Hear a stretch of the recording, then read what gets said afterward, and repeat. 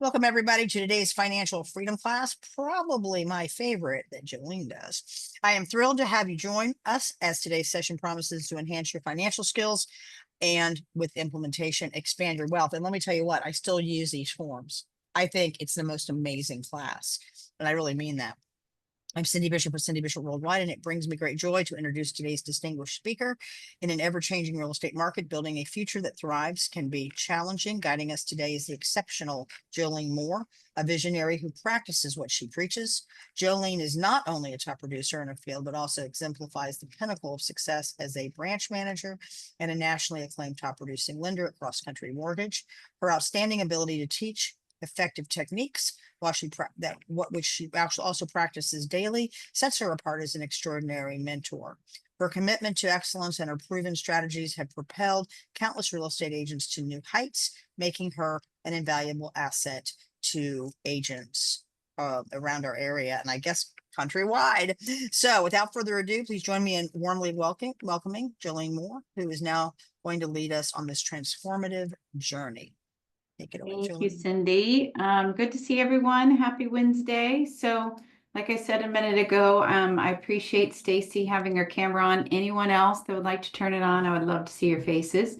I think, as you guys know, you meet with your clients face to face, right? And I do my best to meet everyone face to face, either via Zoom or in person. It's just you have more of a connection. I feel like we can really, talk through this at a higher level. So if you have that ability, I would love to see you. But I do want to also point out that, I'd love for this to be interactive as well. So I'm going to share a lot of information today. And like Cindy mentioned in the introduction, which I appreciate, is I do practice what I preach. So everything that I'm going to go over today, I do myself. And I have been doing it for probably 7 or 8 years. So I learned a lot of the stuff that I'm going to be sharing with you guys today through my business coaching program that I've been a part of for 8 years. And so I started using the form that I'm going to go over with. There's a couple forms and a couple additional websites that I'm going to share with you guys as well. And I consistently do this every month. And it's totally changed my financial future. Because when I started with my coaching program, I was really unsure of what my retirement was going to look like, and how things were going to uh, progress for me. And following this very simple form and simple plan has really transformed it to where I don't have those concerns regarding retirement now. I have a very clear path. I know I'm financially secure right now, but I also want to improve that because my goal is to provide generational security for my family as well, even when I'm gone. So that's what I'm working towards right now. So it's something that I think no matter what our age and where we are, we can make changes and start to improve and shift what our future can look like. All right, so what we're going to go over today is mastering the personal family budget. That's the key that really shifted things for me. I'm going to show you tools how to manage the money, kind of concepts, but also ways to keep track of everything. And then also really zone in on where are you spending, how much are you saving, and start to see that improvement, start tracking it. And as you start to see that improvement, to me, I'm obviously a numbers person. I know you guys normally are not as much because you're in the, personal, you're more in the client, perspective. But I'm hoping that what I share with you guys today will be so simple that you'll be able to tackle it. And then also start to see the improvement, which can show some excitement and create, security for you. All right, so just a couple, I've been doing this class for a few years now, and I updated this today to give us the most current information. And I have a professional organization I'm a member of, and they give us updates on the market every day. And one of the things they shared today that I think it's 40% of Americans right now are concerned with covering their monthly debts because of where the economy is. So if there's obviously concerns. We've had challenging markets in the real estate world for the past couple of years. We're hoping and believing that 2025 is going to be much better. but this, will help you start to, because a lot of when we are doing well, from what I've encountered from, agents and in the mortgage industry is, because we are commission based and we can have good months and we can have bad months, sometimes it can be challenging on how to master the budgeting of that. And that's what hopefully this will help you be able to do, even as we hopefully go into a much better year next year. But, and this is also, I don't know, obviously I can't see all of you, so I don't know all of your ages. But this is something that I think is also important to teach our children. I have two adult children that are 24 and 22. I have team members that are in their 20s and mid 30s. So all of those, individuals in my life, I'm teaching this to them as well, because I learned it much too late in life. Not too late, but much later than I would have, hoped, because we all know we're not learning this in school. Our kids still aren't learning this in school. So it's up to us, to teach them. So if you guys have, family members, children, anyone that that needs this information, I'm happy to share the information with them too. After this, if you don't feel comfortable, explaining it all. But if you do, I think it's a great thing to be able to sit down and have conversations. Also with your clients, right? Because obviously you guys aren't the number people, but you're still looking out for your client's best interest. So helping them understand, and getting themselves on the right budget, because that's one of the first questions I ask clients when I talk to them is, what is your target goal for the monthly budget on the payment? And I focus more on that than I do on the sales price, because we're going to work backwards from that. But I want them to have thought about, what am I comfortable paying, instead of focusing on, I want to buy a $550,000 house because I really like what those houses look like and where they're located. But does that monthly payment associated with that sales price fit into your life, right? Are you going to have to make some adjustments? Are you going to make some changes? Are they going to be comfortable with that? And so it's really up to us to help them understand that that's something they really need to think about and pay attention to as well. So right now, 50% of Americans live paycheck to paycheck, which is a survey that was done by Bank of America, which is what Americans responded to indicating is how they felt. Now, sometimes how we feel and what's realistic can be different. It might actually be better than that. It may actually not be. It may be worse, because obviously there's people that don't manage their money and may not even have total perspective of what their finances look like. 71% of the workforce have no pension. My age, the majority of, people I know don't have a pension to rely on when they, when they look at retiring. Again, our children, if we have adult children, majority of them are not going to have a pension as well. Whereas, baby boomers, a lot of their, income, was based on knowing they were going to have a pension and they were going to have Social Security. So they, didn't teach some of the younger generation as much to save, because they didn't have to think about that based on having those pensions with a lot of employers. And as we know, a lot of those have gone away. So now we really need to think about, what is our retirement and our future going to look like? When Social Security was first created, the average life expectancy was 62 years. We're now up to 77 and a half years. So obviously there's always concern and, talks of, is Social Security going to survive? Personally, I think there's ways that we could fund Social Security more to make sure that it does. But, we'll see. But it's obviously something we can't 100% rely on, because we don't know what's going to happen in the future. 62% of Americans retire on less than $27,000 a year in income. Now, obviously, I would say most of us are living off much more than that right now. So it's something we need to be thinking about as well, and making sure that we have the retirement funds that we need. 55% of Americans always or sometimes worry about their money. Now, again, that, is perspective. I worry about money. And although I know that I have, a lot of financial security, I still worry. So that, could be skewed as well. 61% of Americans fear they aren't saving enough for money for retirement, but only a few are willing to do what it takes. And that's, again, what I would say to you all and to any clients you encounter, is making sure that we help them understand.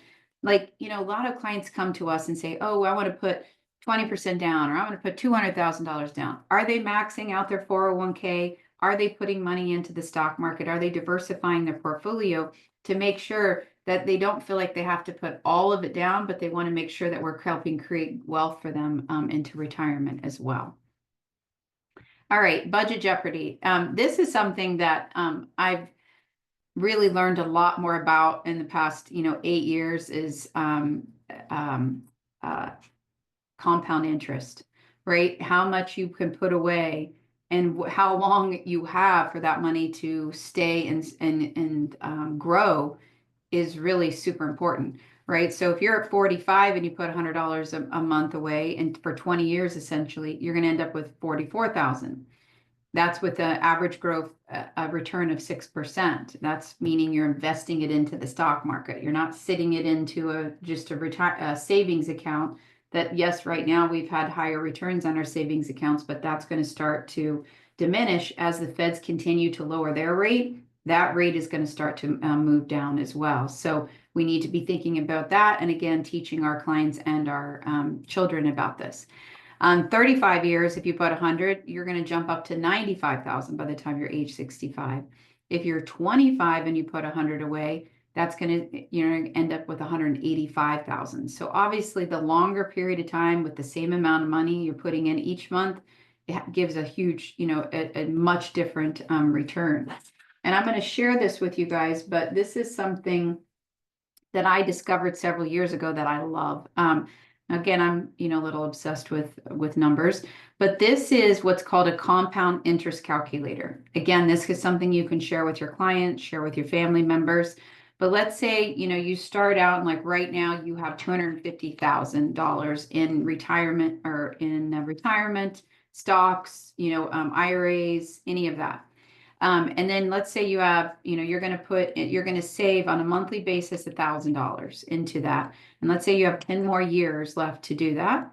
And you're going to have an average, return in general has been much higher than 6. So I'm going to use 7. And if we use 7% return on an annual basis for 10 years, you're putting in $1,000 a month and you currently have 250. If you do that, you're going to end up in 10 years with $657,000. Right? So for $1,000 a month savings for 10 years, that can drastically change what you have right now at 250.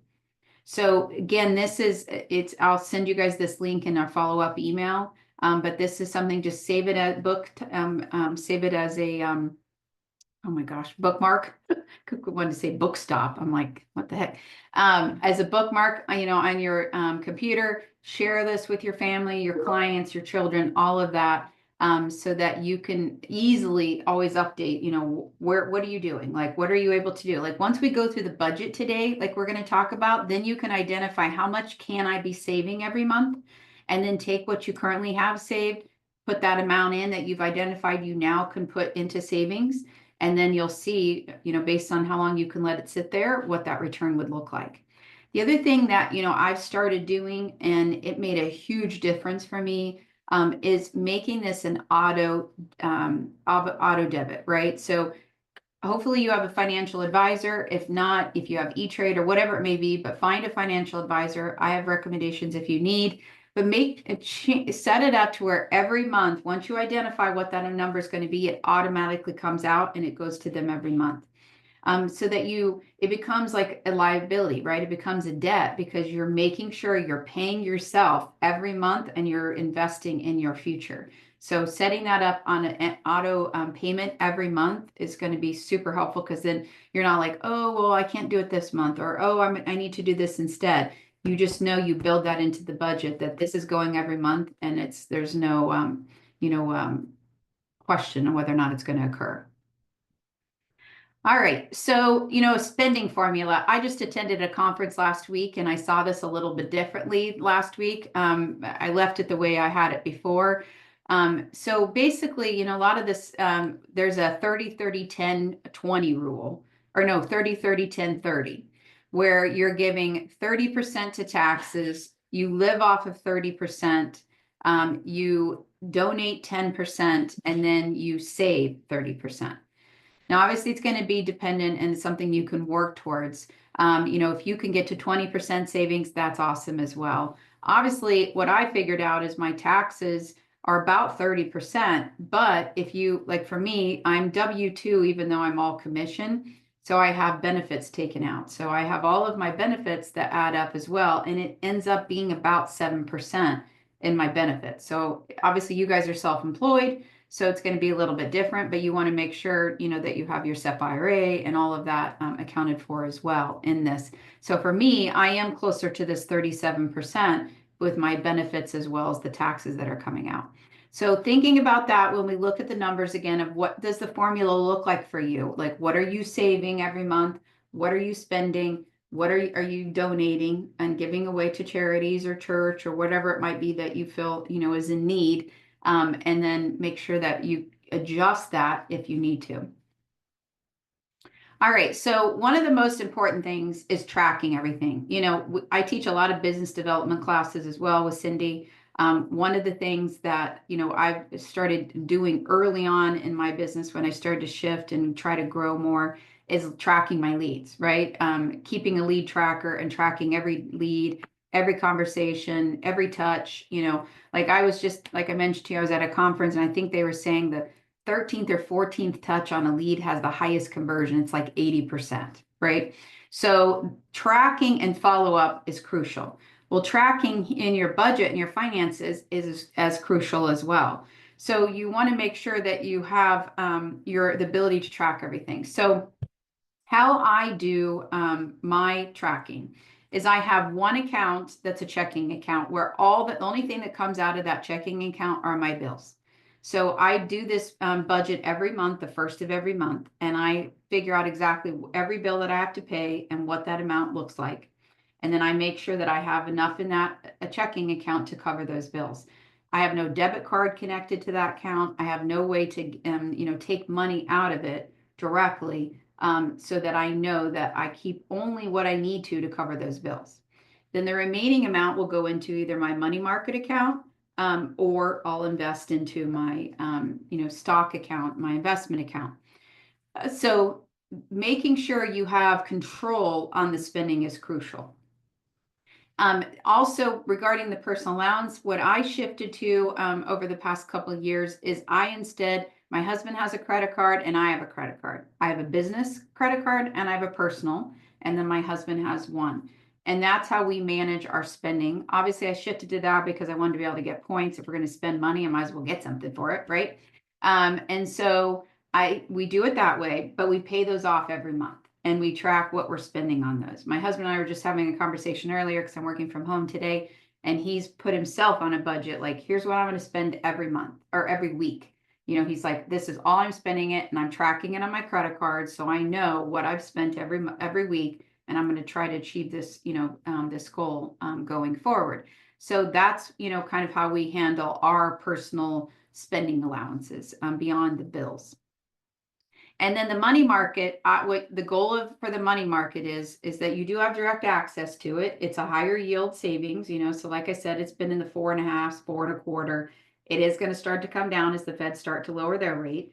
It already has started to come down, but that's where you want to have what we call 3 months of your survival number. And we'll go over that in a minute on the budget, because you're going to identify what is my survival number based on the bills that I have that have to be paid. It doesn't include spending. It doesn't include, what I'm going to, get my hair done, or I'm going to get my nails done, or any of those things. These are things that I have to, my house payment, my car payment, my utilities, all of that kind of stuff. You want to figure out what that survival number looks like, and then you want to have 3 months of that amount into your money market account. Now, because we're commission based, I think sometimes it's better to have 6 months.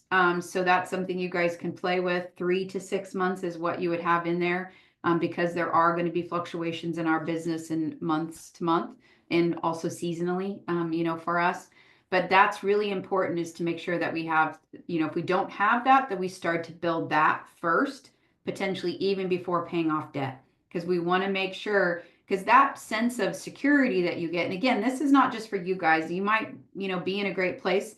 You may want to just learn more, but it also can be sharing with your kids, with your family, and with your clients. So these are all things that are super great tactics for us to share with our sphere of influence. Anyone have any questions on the tracking information? And Mohammed, I just saw you got your camera on, so thank you. Got 2 faces to look at, so I appreciate it. Anyone have any questions so far on like the tracking and all of that, and how you set up your accounts? Okay, So consumer debt free. For many years, I carried credit card debt. And it was something because I was afraid. I was afraid to give up my cash, stupid various reasons, right? Maybe even though I wasn't making enough money and I was living beyond my means. I've now gotten to the point where I do pay off my credit cards every month. It's very important to me. And a lot of that, if you guys look at it, is the average credit card rate is 24.61%. So as the feds raise their rate, that went up. So credit card rates are going to start to come down a little bit, but they're not going to come down significantly. I remember when they used to be like 11%, 12%, but they've gotten crazy. So they are almost 25% of is what you're paying on an interest rate for a credit card. The max is 27% that's allowed by law. So they're not too far from that, right? Which is crazy. So it fortunately can't go much higher, but it also doesn't mean that it's going to come down significantly, very fast.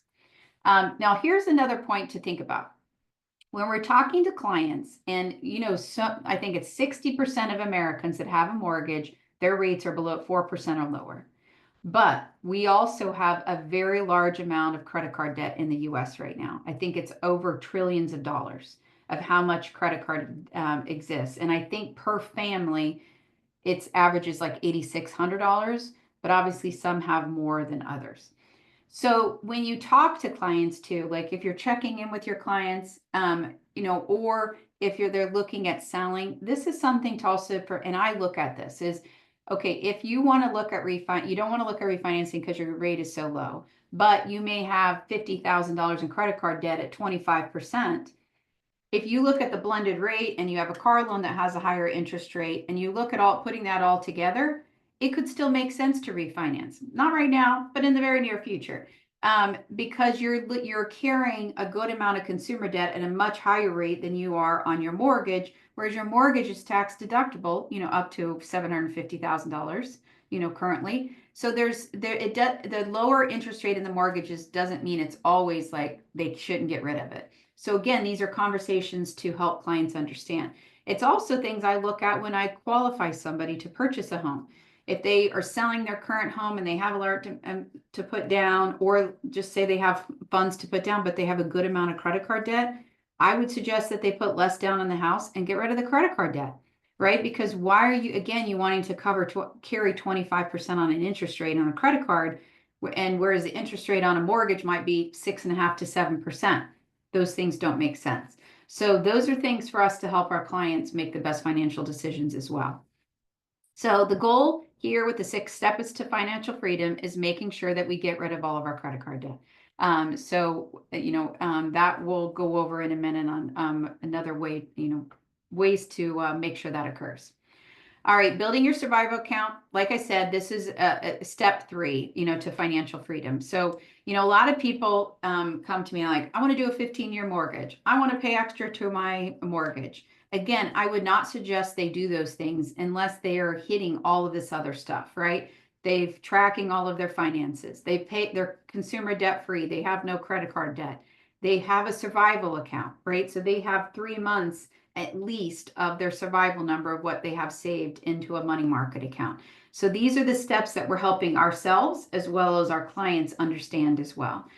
So we want to make sure that, if you have credit card debt and or your mortgage or a car payment, we're making the minimum payments on those cards until you build the survival account number. So you have the 3 months set aside to a survival account. Don't worry about, getting the debt paid down as much right now. We're going to make just the minimum payments until you do have that paid off.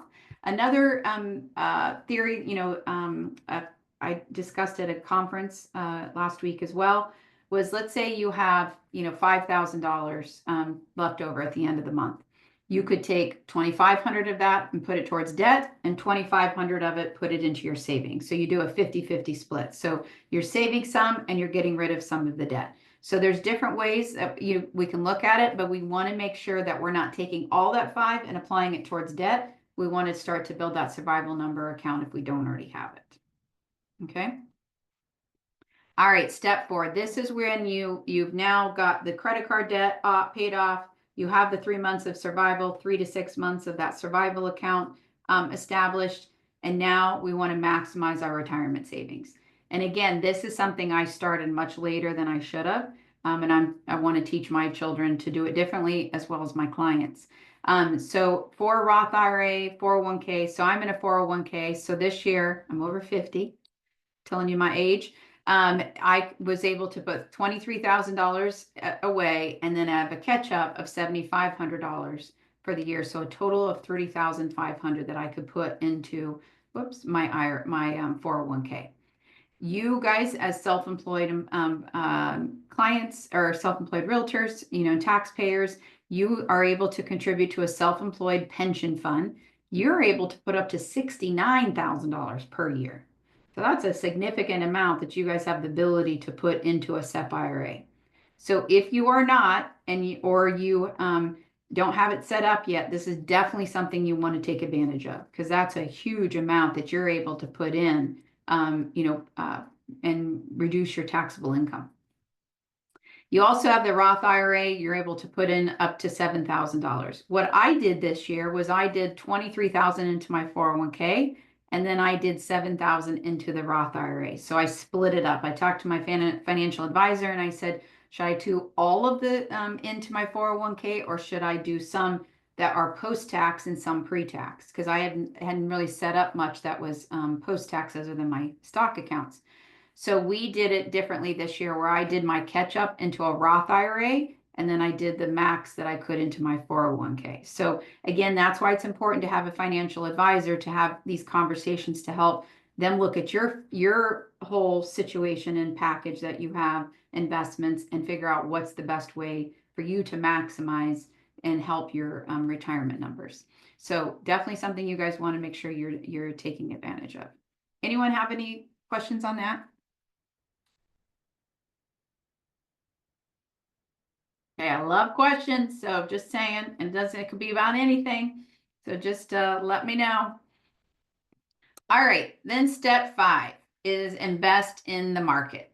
Again, this is something that I started later in life too. And I'm sharing with this you guys because I want you to know it's never too late, right? I mean, we always can start and improve our future. So I was always afraid of the market, to be honest with you, the stock market. I was like, I'm going to lose my money. I'm going to pick the wrong stock, all that kind of stuff.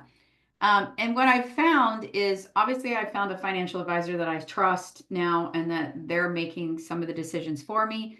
Also, being part of this coaching program that I'm part of has also taught me a lot.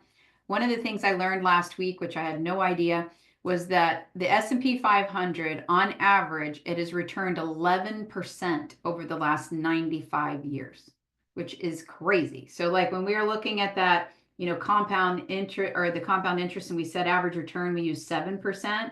Just think, if you have all your money invested in the S&P 500 over that time frame, it could be as high as 11%, right?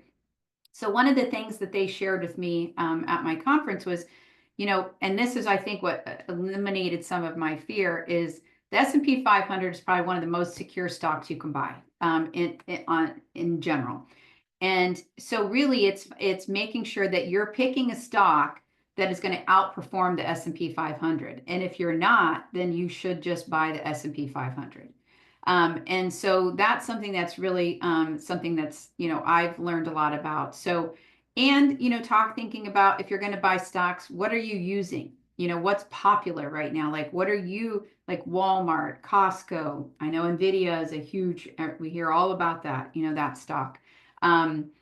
Microsoft, Apple, a lot of those stocks that have been consistent performers, and it's doing your research. Like, if you don't have a financial advisor, doing some of the research yourself to find out what are those stocks, what are the highest, over the past 20 years, 30 years, in returns, and not trying to go for the win, but know you're going in and you're going to leave it, right? And that's the other thing that, I didn't totally understand either, is that you're going to buy it. And I know people trade, and that's, there's been a lot of success with that. But for me, I buy the stock knowing I'm just planning on leaving it there, and I'm not touching it until I need it into retirement. So I'm investing in the market with buy and sit, basically. I'm just buying it and letting it stay there and sit and grow until I need it.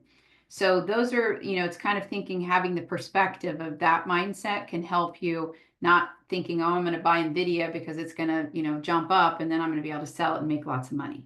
That's where there's, more risk associated with it. So, making sure that you're choosing that, the stocks that you have researched, or have a financial advisor that has researched, that they're going to perform as well or better than the S&P 500 on a consistent basis. I have started a 529 plan for my children. My youngest one, I have two older that are now already out of that. I've also, both of my kids have stock accounts. I also had my team members start stock accounts with E-Trade. So again, teaching them, how to do that, and how to start investing. And this goes back to where we're talking about, like, if your kids or my kids or our clients put $100 in every month, or $200, you saw what that can do and how that can grow over the years if they just put it in and don't plan to touch it, until they need it, much later in life. All right, and then step 6 is when we now start to prepay our mortgage. So you'll notice we've established a lot of other steps, right? We've gotten rid of consumer debt. We've have the survival account. We've maxed out our 401ks. We're now investing in the stock market. And then this is when we're going to start to prepay the mortgage. That's when we're going to, make extra payments towards the principal. We could look at going to a, 15-year mortgage or 20-year mortgage. This is the last step in that financial freedom, because honestly, the mortgage is, out of everything we have, is appreciating, right? We all know that our home is appreciating at least 5% on average. We've appreciated in our market. I think it's been 4.6% over the last 20 years. So we're getting the appreciation there. We're paying down the mortgage every month when we pay it toward anyway, because we're paying towards the principal. So we're creating that, that separation and creating wealth by just having the mortgage in itself and owning a home. So that's obviously what we do for a living, and we want to help everyone understand the benefits of that. There was something I listened to this morning. Those who own a home versus renting, their wealth is 42 times that of a renter. Right? So that is why it is so, so important that we have real estate in our portfolio and we own a home, because it's going to create wealth for us much faster and at a much higher pace than anything else. So, sharing that information, and there's a chart I can send you guys that basically said, I think it was like in 19, it was 42 times that a homeowner was 42 times that of a renter. I think in 22 it went down to 38%, and now it's back up to 42. So you can show that information, again, sharing that how important it is to own a home, and what a vital piece of our wealth that we're going to be creating, and our security, financial security. All right. Anyone have any questions on the steps? Let me see. I haven't looked at the chat, and let's just see if anyone has any questions. No, this is great so far. Thank you, Leanne. And Susan said you would love that chart. I'll send that to you guys as well. All right. Anyone? Okay. So no questions. So we're going to move on. Okay. Now I'm going to share with you guys one other calculator that I also enjoy, and I'll send this to you guys as a link. And this is, how long will my money last? Okay, so let's say we've saved now, right? And we have $1 million, and we're going to get an annual return of 6%. So we're going with the lower. And let's say we want to have a $10,000 monthly income each month that we're going to take out. And, if you think about, like, every year inflation our growth is supposed to be 2%. So you would have to increase your withdrawal 2% to account for inflation every year. So if we do that 2% growth, we're going to have to increase that because of inflation. We have $1 million, and we're going to have our annual return. I'm going to bump that to 7. At 7%, it says here, calculate results. How long will my money last? Your money is projected to last for 10 years. So you'd see down here, based what happens. You're going to take out 10,000. The next year it's going to go up slightly. And so your interest is not covering your withdrawal. So your balance continues to diminish. So by the end of 10 years, you've ran out of money, right? So this is something that I use, and this is something you can use for your clients as well. And there's a form, I should do a class on this too, is about retirement. But there's a great form that we have that we use in my coaching program that basically says, okay, we're gonna, like, here's what I want to have for my retirement income. Here's what I have saved so far. Here's how much I can save every month based on that, the average return, and how much longer I'm going to work. Here's what I'm going to end up with. And is that going to be enough to satisfy my income that I want for retirement? And if it doesn't, then you know how much you need to save additionally to get to that number. So this is another, great, easy website to use as well that I'll send you guys the link to also. All right, so let's go now to the form, the budget form. And this is what Cindy said she uses and has been great. Okay, so as you can see, this is an Excel form. It's the easiest. I've tried all kinds of systems. I've tried, the Quicken. I've tried Rocket. I've tried lots of different things that have happened over the years. And I just never found anything that I could really stick with until I discovered this super easy Excel worksheet that my coaching program shared with me. And so this you can see has every month down here, right? January through December. So it's so easy to track every month where you are. So basically what you're going to do here under the name of under bills is you're going to write down every bill you have, your house payment, your mortgage payment, your car payment, credit cards. And if you have credit cards, you'd want to put here, how much do you owe on the credit card if you have a running balance, and then what the interest rate is, right? And then what's the minimum payment that's due? So let's say you owe $2,000, the minimum payment's $50. You're going to put $50 here in the second column. So you're going to put what you owe here, and you're going to put what the minimum payment required is here. And all of column 2 is just the minimum payments. So if you pay extra towards your car, or extra towards your mortgage, or extra towards the credit card balances you may carry, we don't want that in column 2. We want just the minimum payments. Okay. So minimum payments required here. So house, and list everything, utilities, electricity, cell phone, Wi-Fi, at my house. I have cleaning people. I have, like my husband has braces right now. So I'm making a $250 payment for his braces each month. So whatever reoccurring payments you have every month, put here on this column 1.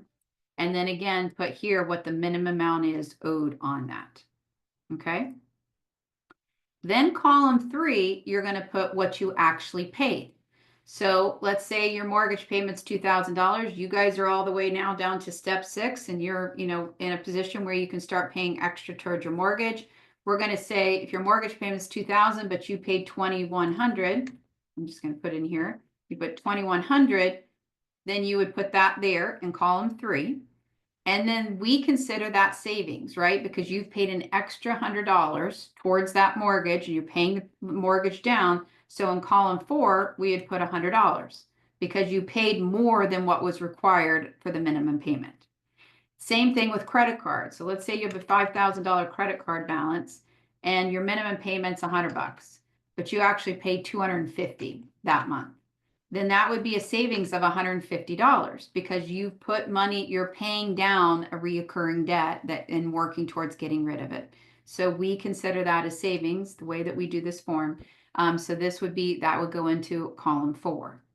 Now, if it's a credit card that you pay off every month, then it wouldn't go here in column 4. It's only if you have a balance that you're carrying.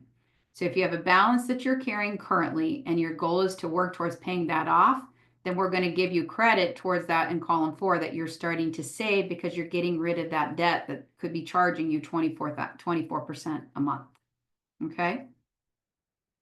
So again, like I donate to different charities. So I have giving here. I don't put it in my survival number because it's a choice. I'm making the choice to put it. So I only put it here. So if you're donating to your church and you donate, $250 a month, you would put here 250, and then that's it, right? If you are putting in your 401k or your money market, like let's say you are going to start to make sure you're putting in your SEP IRA, I'm going to put $1,000 a month into my IRA. It's going to be part of you should put that as your survival number.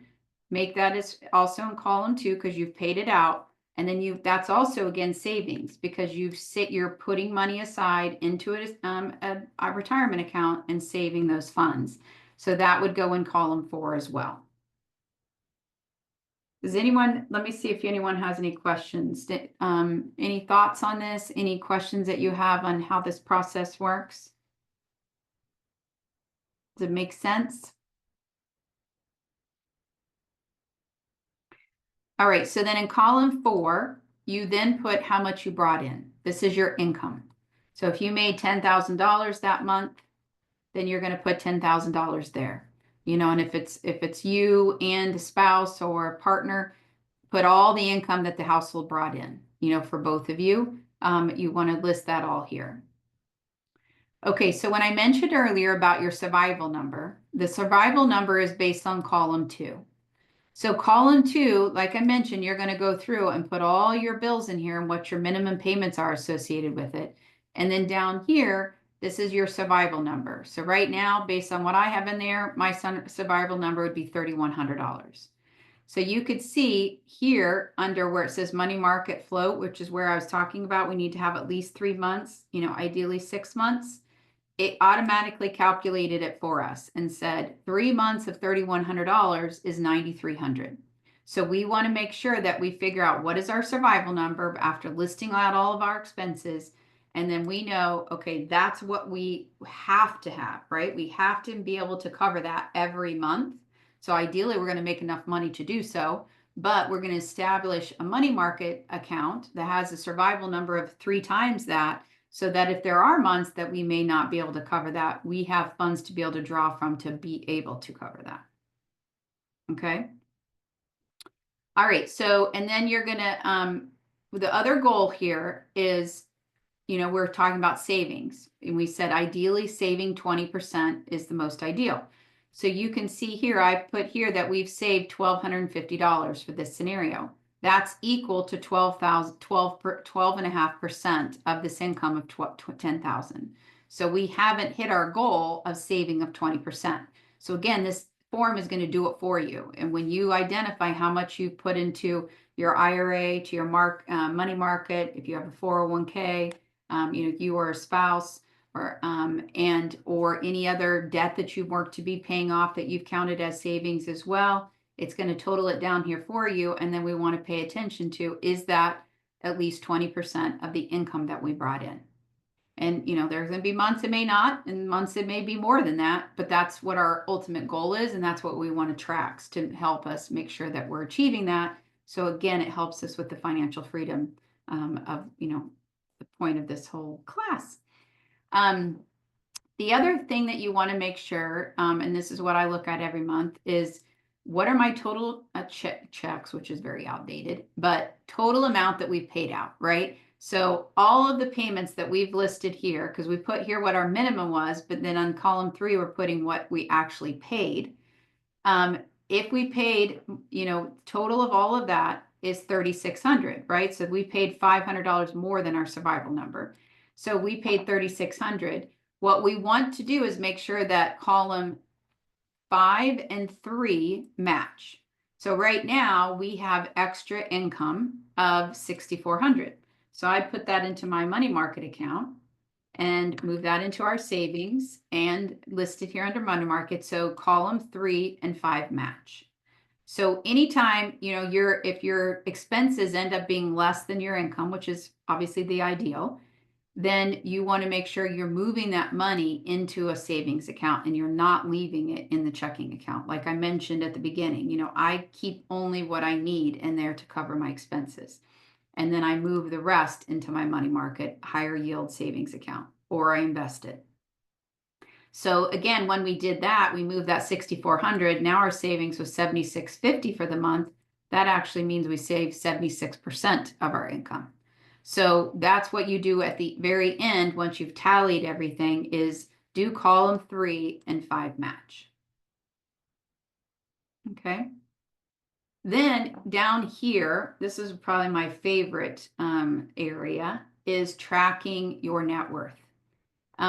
Because this is where you start to see growth. This is where you start to see improvement and start to see changes. So you're going to put in here, you know, how much do I have in my 401k? How much do I have in my stock account? And then how much equity do I have in my house? And then it's going to add it. And then how much do I have in my money market account? I said I need $9,300 at least. Let's say I actually have 25,000 in there. So I have a little bit extra, and you know, more closer to a little over 6 months. So basically what this chart does is here in the total cash net worth, it's going to add up all your liquid equities. So your 401k, your stocks, and your money market. And it's going to tell you, here's what your cash net worth is, not including any homes that you own. So cash net worth in this situation is 150,000. And then I have equity of 350,000 in the house. So that gives me a total net worth of 500,000. Okay. And so then what you also, this should be reflecting it. For the 250, I said I was giving.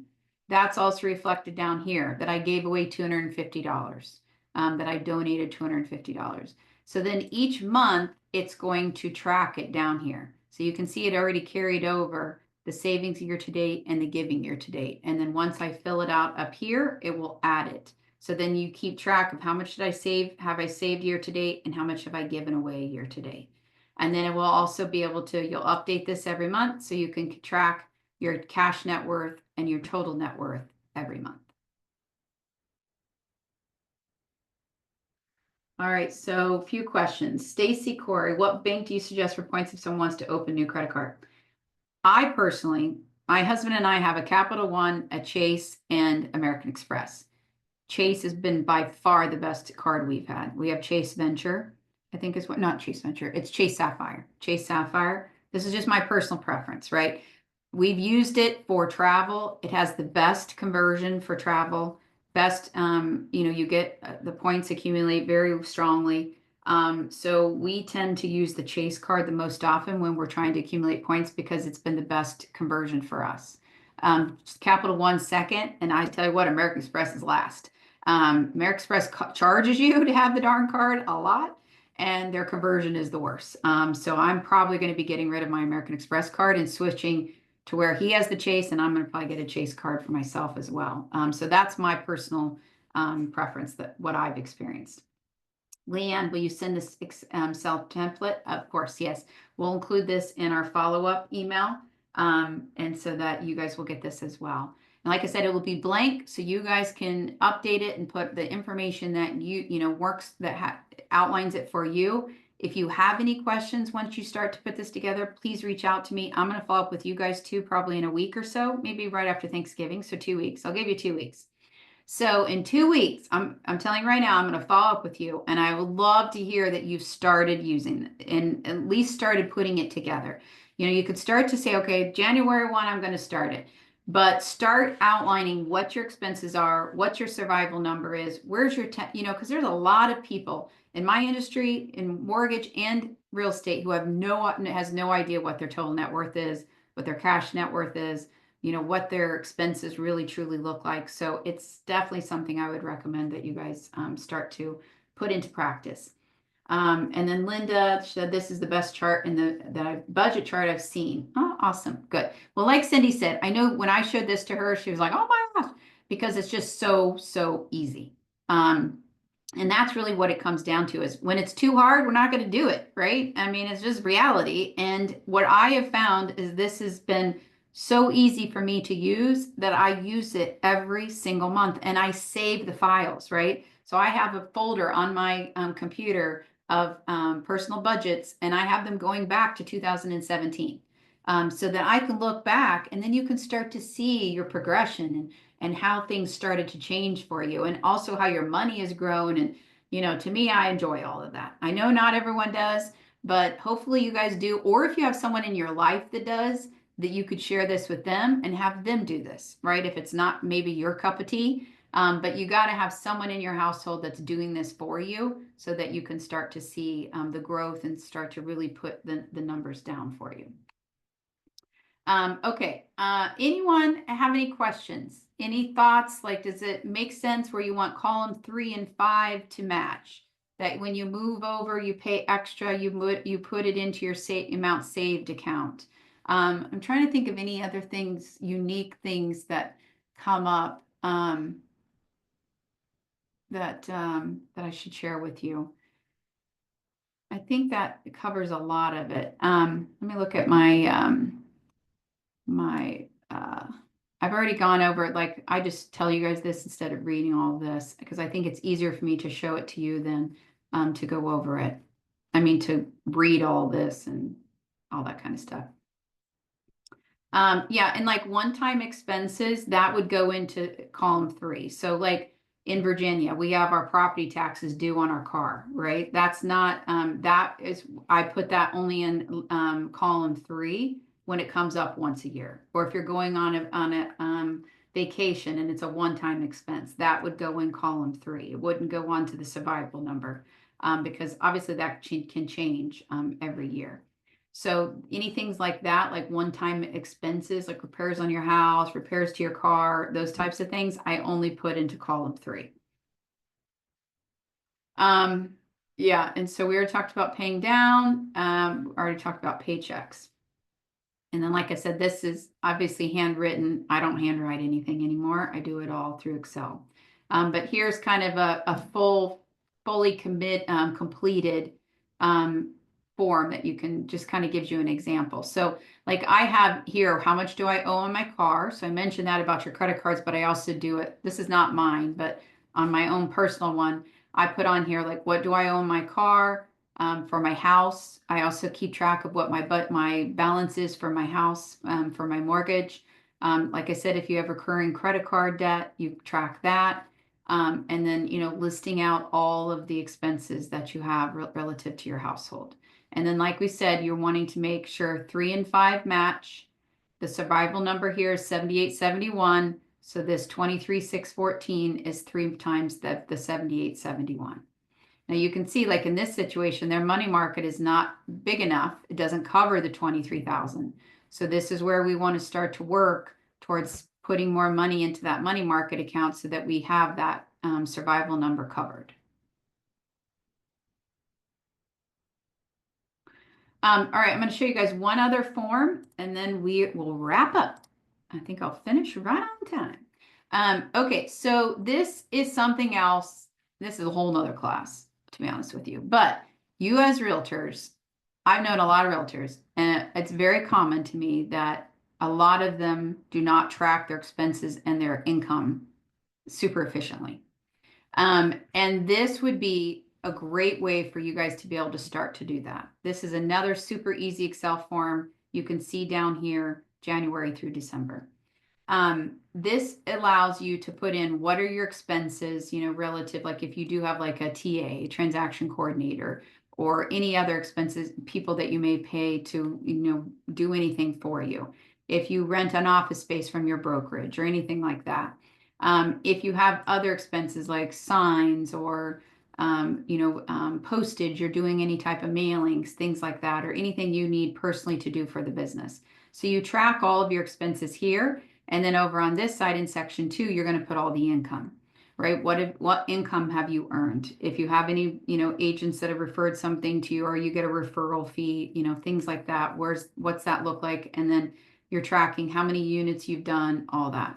So that basically then you put in here your income. How many units did you close? It's going to tell you how much, like if you made $10,000 this month, and you did 2 units, you averaged $5,000 per unit, right? Per house, you made an average of 5,000.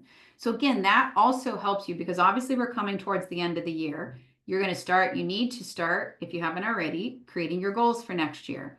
And a lot of people say, okay, I want to make $250,000. Well, how are you going to get to $250,000? And one of those ways is to know, more about your expenses, but also what are you averaging per house that you sell? Either through listing or through being the buyer's agent. What are you averaging per house that you each transaction, so you know how many transactions you need to do in order to be able to reach that income goal. So a lot of this is all that does for you. So I'm going to send this to you guys too. Again, if you have more questions on this, I think this is something I just started doing my own P&L because I now have my own branch. I do this every month as well. And it's been very helpful for me to track and know on average, here's what my expenses are every month. So I know this is what I need to bring into the branch to make sure I'm covering those expenses. Here's what my income is. This is how much I make per loan that I do.